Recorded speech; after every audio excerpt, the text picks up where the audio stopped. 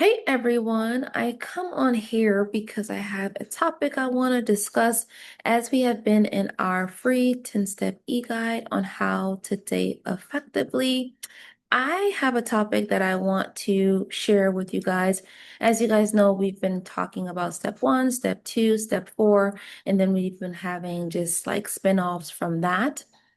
I first want to thank everyone who has had an opportunity to review our free 10-step e-guide on how to date effectively. Thankful for all the feedback, all the insight that has been received so far.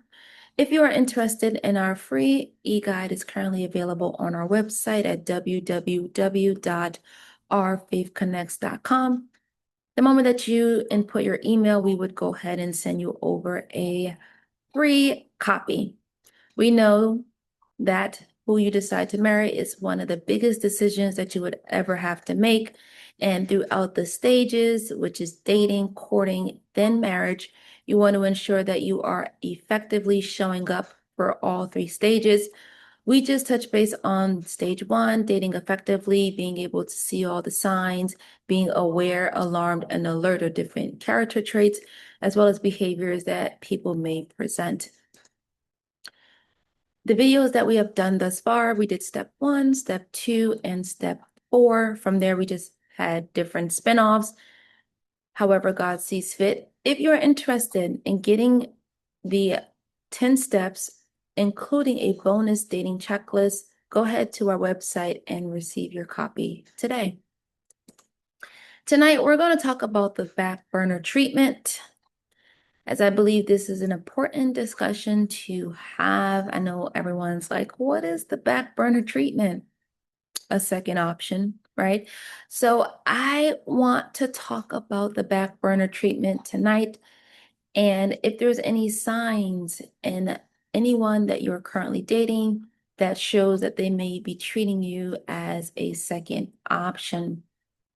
The back burner treatment is when a person places someone on the back burner, left to simmer, while they pursue interest for another person, also known as another option, a second option.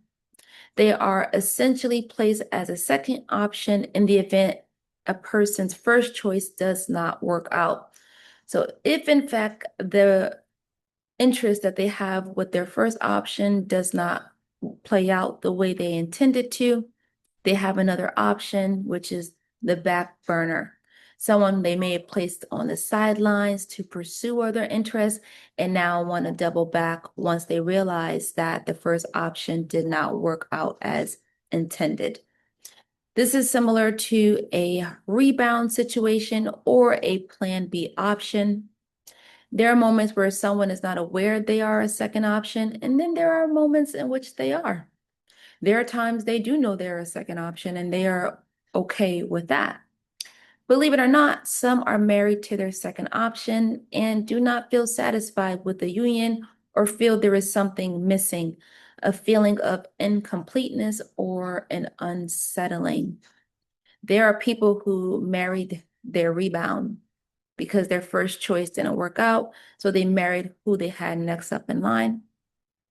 And it's unsettling. There's a void. There may be a feeling of being incomplete because that wasn't the primary choice.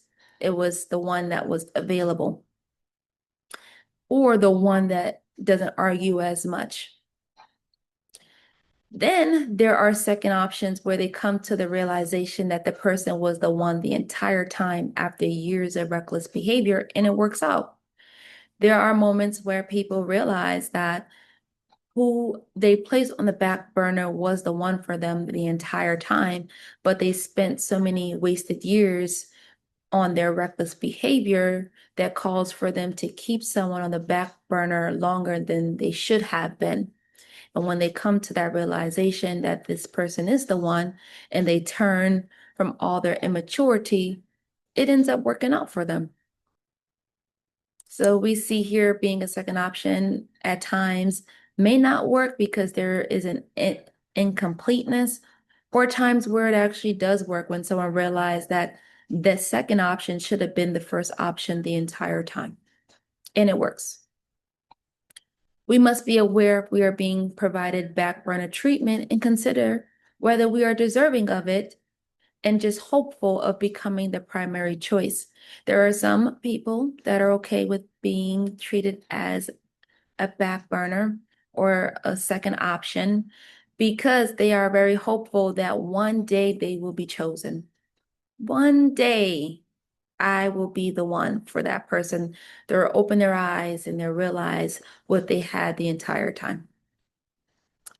Well, the reality check of that is there may be a chance that they never see you as anything but a second option and will continue to keep you on the back burner as long as you are available to them. Oddly, some accept the treatment as long as they have not been forgotten. Weekly check-ins suffice even if they're not the priority.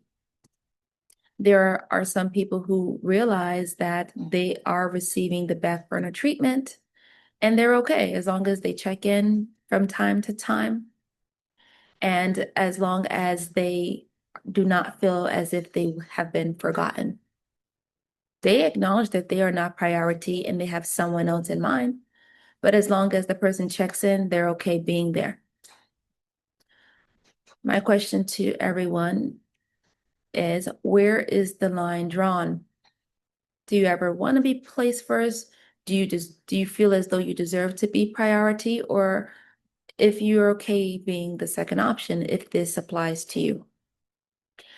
How do you know you are receiving the back burner treatment?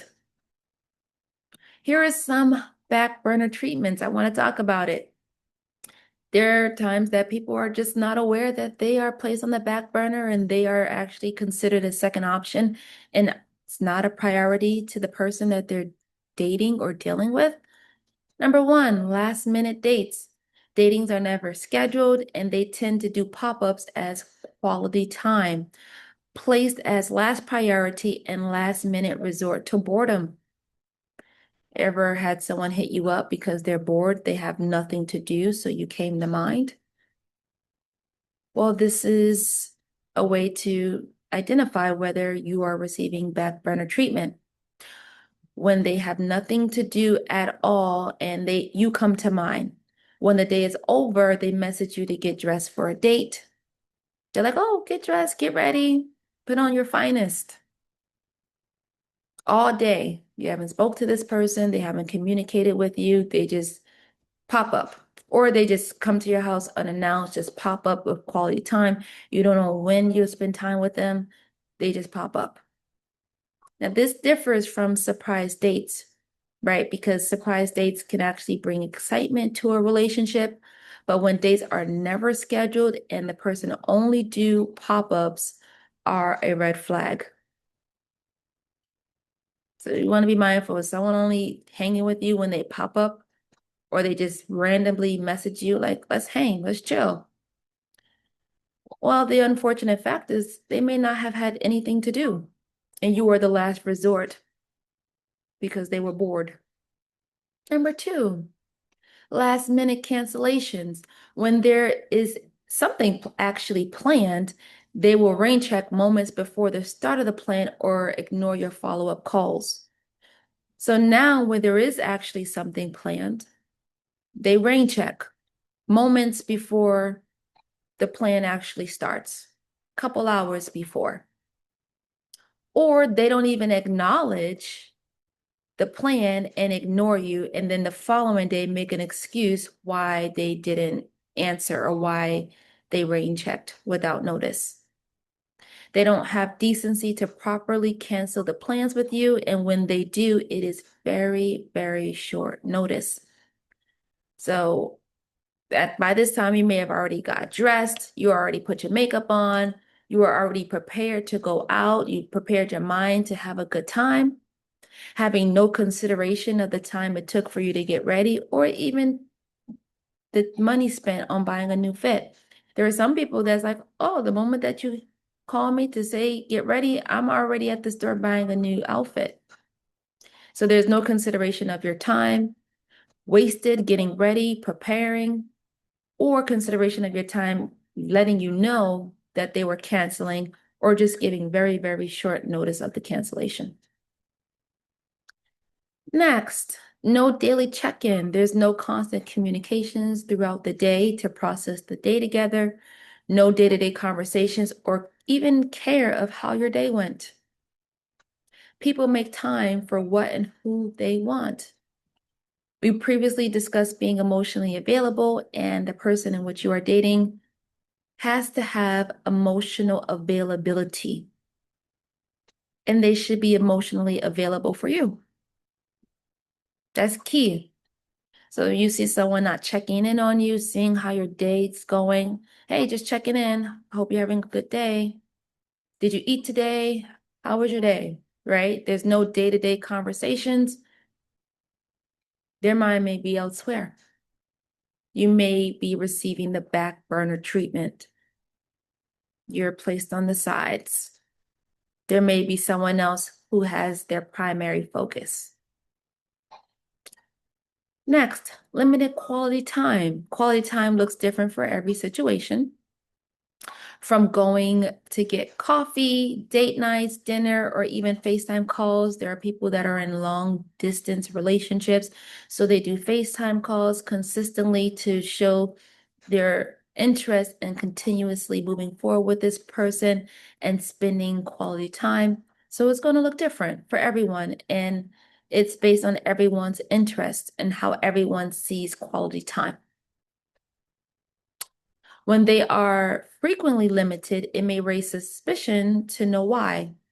Getting to know someone or spending time should not come with time limits.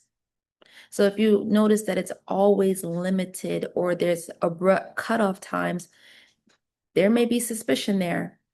Now, naturally, being mindful of time spent differs, where you like, oh man, we spend so much time together, and you guys are coming together to make reasonable cutoff times, opposed to just abrupt, oh, I gotta go. They received a call, they're leaving the house quickly. Well, if you look at the time, always just cutting off the quality time abruptly.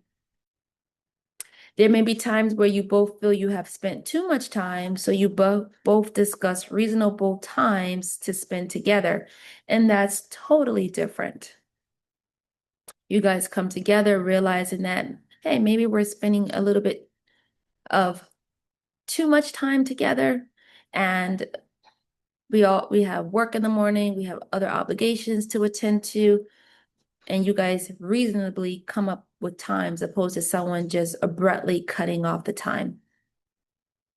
When you enjoy someone's company, you spend as much time as you can together. When you actually enjoy someone's company, you're like, man, I don't even want you to leave. I just love spending time with you, just being in your presence, just embracing your presence around me. I just love being around you. I don't know. It's been a long time, but the simple fact is that when you actually enjoy someone's company, you just always want to be around them. Next, quick cutoff times.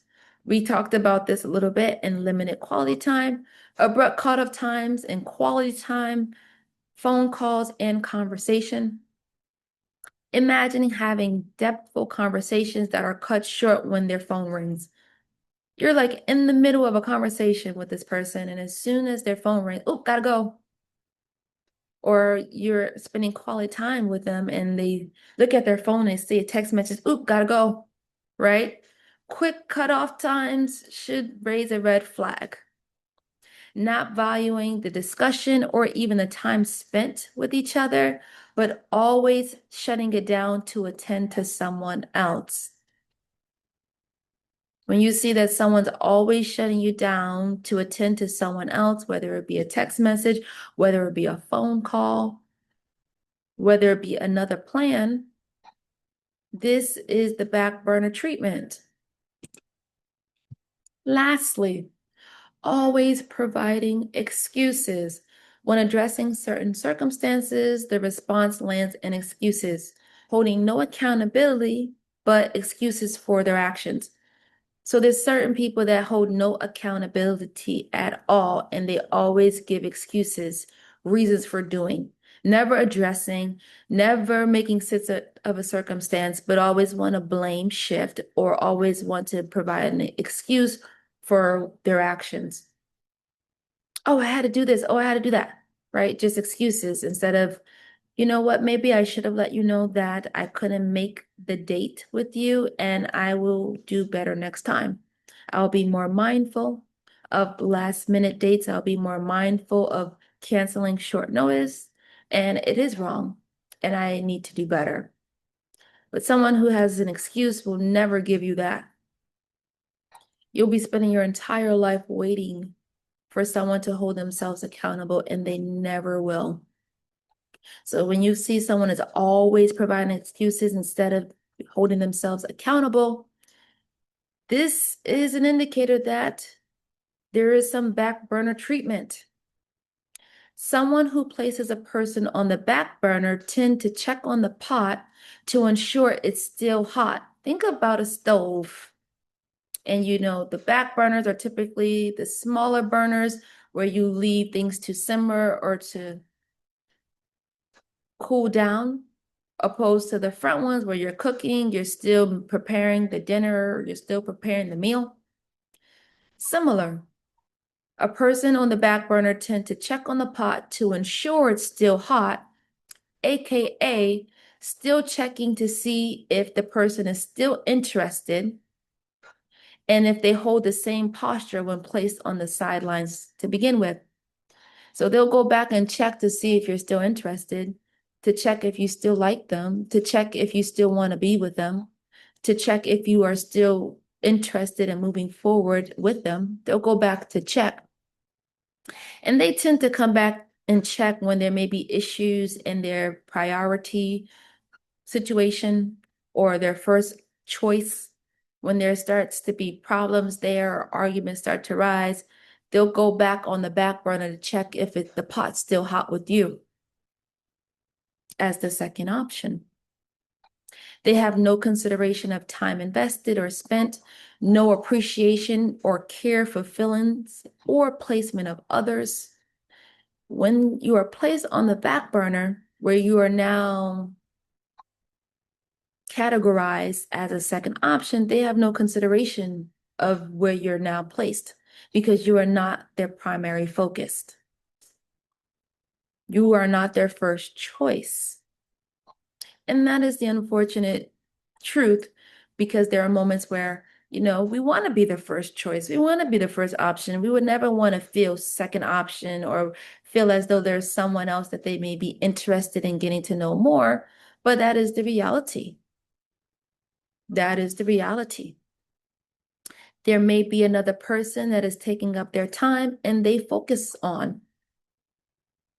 In the event their first choice does not work out, they will then double back or try to regain what they once had an opportunity with to see if they are still available. They come back to check. It may be an old flame, or it could be someone that they had an opportunity with, and now they want to double back to see what if, and if they're still available because the first choice did not work out as planned. If you are receiving the back burner treatment, ask yourself if it's worth it. Do you deserve that treatment? Last minute dates, last minute cancellations, no constant check-ins or communications to see how your day's going, always giving excuses. Do you deserve that?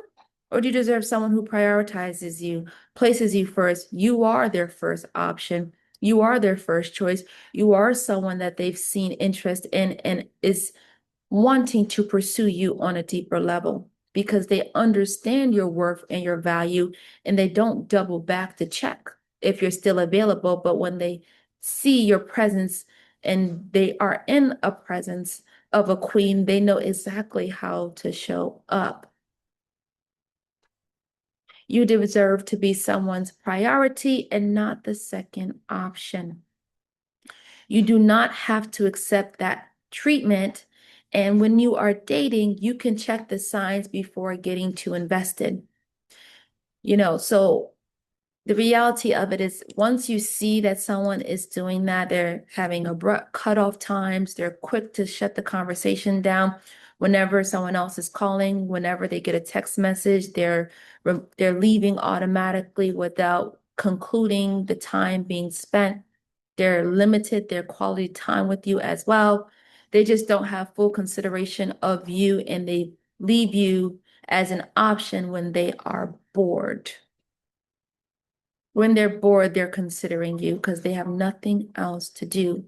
And we do not deserve that. And when you know your worth and you understand what you deserve to be treated like and how you deserve someone to show up for you, you do not allow people to make you out as a second option. And the moment that you realize that you are or have been a second option, you're cutting it short. You're just not dealing with it. You're not accepting it. You're not going to allow them to treat you that way. Amen. I pray that this has been a blessing to you as it has been a blessing to me. If you like this video, go ahead and like, comment, and subscribe. Put some comments in the comments, and I look forward to our very next video. Thanks, everyone.